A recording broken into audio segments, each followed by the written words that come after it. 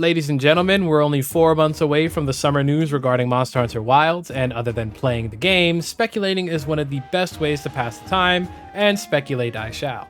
As a Switch Axe main myself, I love the visual and mechanical growth throughout the series, with each new release building upon the systems prior.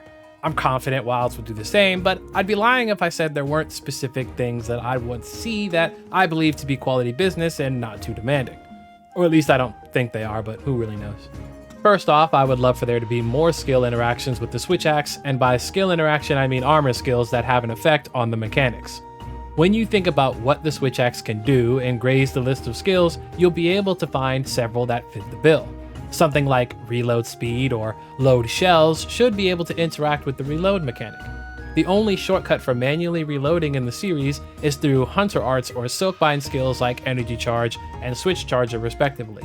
The alternative is allowing the gauge to fill slowly in the background or morphing from sword to axe in 5th generation. Sure, you can slot in focus, but it only affects the amount recovered for both passive fill rate and the reload itself.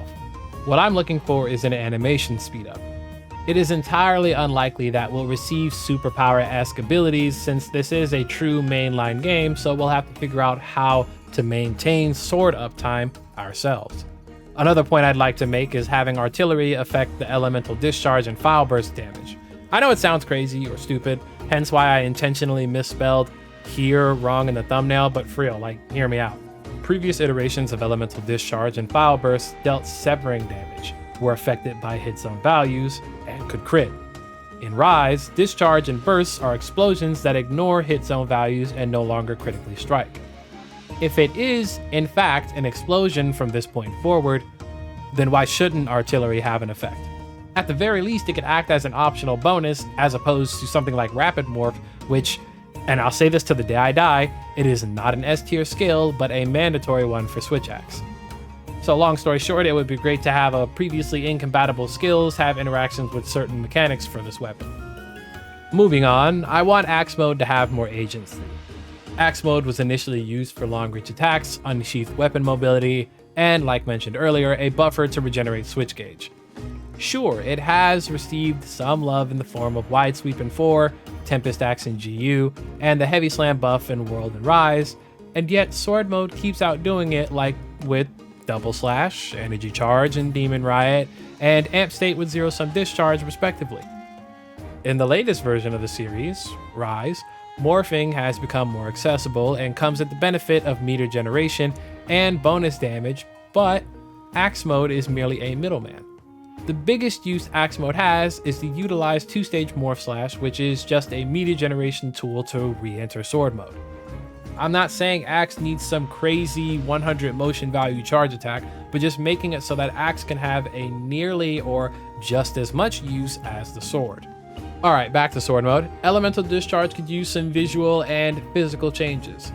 In its debut game, Monster Hunter Tri, the Switch Axe explosion looked like a cloud puff whose color was determined by the file type of the weapon. It wasn't until Generations that the best variation of the explosion was presented. All power file explosions, regardless of element, were just black clouds with red lightning like sparks. It's the elemental file that really took the cake.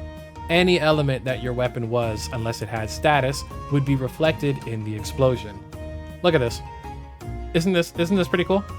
It kind of sucks that they added this effect, but left charge blade to look kinda which, to be fair, they absolutely fixed in World. Look at the charge blade discharge now.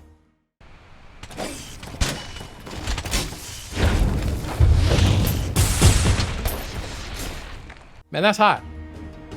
So how did we end up with fireworks in 4K for World and discount fireworks for Rise? Visual tangent aside, I would just like to see Elemental Discharge on Switch Axe have the same visual representation instead of different colored smoke. And since we're on the topic of discharging, I love Zero Sum Discharge, and both World and Rise fit wonderfully in their respective titles. For World, it had to receive an update to add earplugs level 4 when attached, but it was still quite fair. You attach to whatever part you grabbed, and if the monster used an attack, you could only be struck by attacks coming from that part, or full body attacks like tackles, jumps, explosions, etc. A beautiful variation.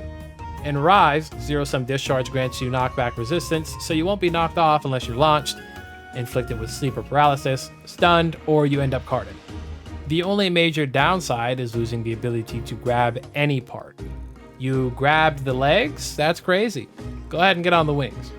Wilds is obviously going to have zero-sum discharge. They can't just remove it, but I don't see them mixing the last two iterations together. Knockback resistance with the ability to grab whatever you want?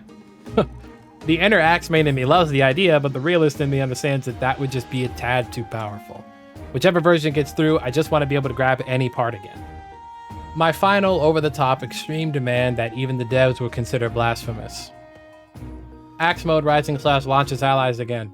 I'm not saying they'll leave it launchless, but considering how they're targeting newer players and trying to get people into the series, it's highly likely that the friendly fire might be simplified in a way that allows for them to be able to have fun.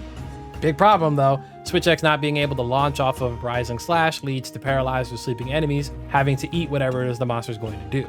Even though compressed finishing discharge is garbage, it still had a good knockback effect that I used to save and disrupt my friends, until they also made an update that removed the knockback on that. I understand that friendly fire is annoying, but there are many ways to get around it, like equipping skills to prevent it or positioning yourself in a way that spaces you out sufficiently from your allies without taking you away from the monster. And sure, there are trolls, people who play multiplayer like it's solo, or people with good intentions that will intentionally hit you, but the only egregious examples Switch X has are Rising Slash and Elemental Discharge. At the very least, let me save my allies. Anyway, that's my wish list. No pressure if none of this comes true. I'm certain the devs will cook up something quite nice on the Switch X to help it fit into the specific systems that Wilds will offer. But seriously though, that knock-up, that needs to come back.